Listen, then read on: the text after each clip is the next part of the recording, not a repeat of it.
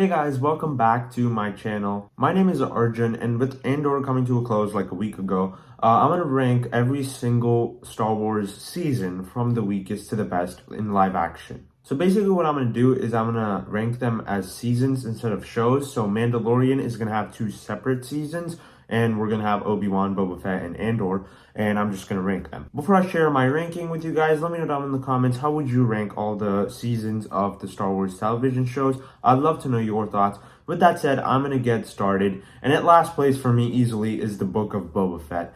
To me, I did not like this show at all, and like most of it was just utterly boring. There's nothing interesting about this show. Like even the few things that actually worked are not even about Boba Fett. There's two episodes of the show that I enjoyed, and both of those episodes are not about Boba Fett, they're about the Mandalorian.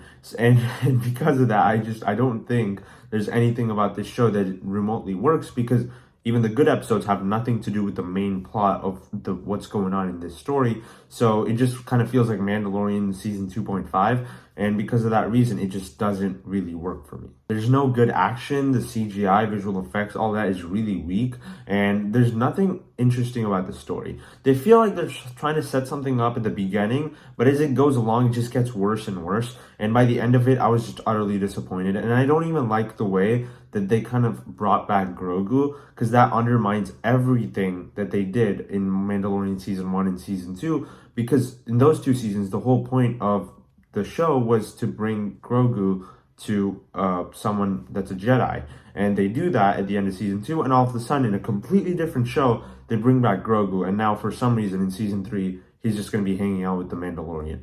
And for me, that's just not something that worked. I really wish that they did not do that, because what the whole point of seasons 1 and 2 of the Mandalorian was to give Grogu to a Jedi, and Boba Fett just undermined that, and I do not like that about this show. So to me, overall, the Book of Boba Fett is just an absolute mess of a show. The good episodes are good, but they're basically episodes of a completely different show. So overall, it just doesn't work for me, and most of the show just fell completely flat. Next up is going to be Obi-Wan Kenobi. This was a show, unlike Boba Fett, I was actually really excited for this. This was one of my most anticipated shows this year, and it ended up being my most disappointing show this year. Now, don't get me wrong, I do think there's quite a few good episodes. I think there's like 2 or 3 episodes that I actually really enjoyed. But for the most part, the whole show I just don't feel like comes together really well. I do love seeing Ian McGregor back as Obi-Wan again. I love seeing Hayden Christensen back as Darth Vader again. But it just doesn't work for me, because most of it is just like really trying to kind of set up a narrative where there's no narrative really. Because we know how this show is going to end before we even start watching it. It just feels very unnecessary, and I know a lot of people I actually enjoyed it, and I know a lot of people are going to hate me for putting this low, and I get it, but to me, most of this show just ended up really falling flat. And they also repeat plot lines in the show, and it's only a 6-episode show, so you don't have time to do that. They repeat the whole saving Princess Leia thing, because she gets kidnapped for the first time the first 2 episodes. Obi-Wan goes saves her, and then in episodes 3 and 4, that happens again, and he goes saves her again, and that's just so weird, because it's already a 6-episode show. That's not a good amount of episodes. That's very short, and now you're repeating plot lines. So because of that, there's so much stuff that's just not explored properly, and by the end of the show, it just felt like a mess that did not come together really well. Now, I do really like the fight in the finale. There are some really good moments. I think episode 3 is also very good. So overall, there's some good stuff here and there, but for the most part, I was very disappointed by Obi-Wan. I was expecting a lot better from this show. Alright, before we go into the top 3, I just want to say all my top 3 are really good seasons. I really enjoy all of them. And honestly, I could kind of flip-flop between them. Like, I really love all 3 of the seasons. I mean it. So going into those top 3, I just want to say there's a huge gap between Obi-Wan and my top 3. With that said, at number 3 is going to be season 1 of The Mandalorian. And this season, I might have put it higher if like I did not think about it a lot, because to me, this is what introduced me to Star Wars. I started watching this show and I really enjoyed it, and that's the reason I went back and watched all the movies. And if it wasn't for this show, I would not have been introduced to Star Wars at all, which I think is just kind of cool because a lot of people just join in at different times with different franchises. And I think watching a TV show from Star Wars is a very interesting way to start watching the franchise. I really ended up liking this season just because I think it's very different from most of Star Wars, just because it does not have like Jedis, it does not have Sith, it does not have the Force and all that stuff that you normally expect from Star Wars.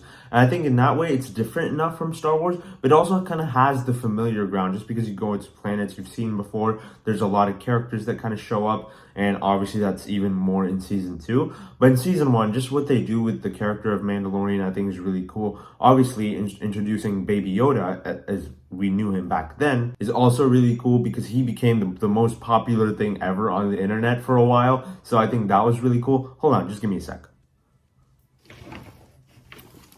I also have him. I have a little toy of him right here next to me. So yeah, just a really cool character. And I just think overall, The Mandalorian is just a really good show. And season 1 did a great job of kind of introducing Star Wars in the TV world and kind of setting the standard for what the shows should be. And number 2 is going to be season 2 of The Mandalorian. What I think this season does so well is it takes what the first season did and kind of takes it to the next level. Now, I don't like the first 2 episodes in this season. I think they're very slow and don't really have much of an effect on the plot.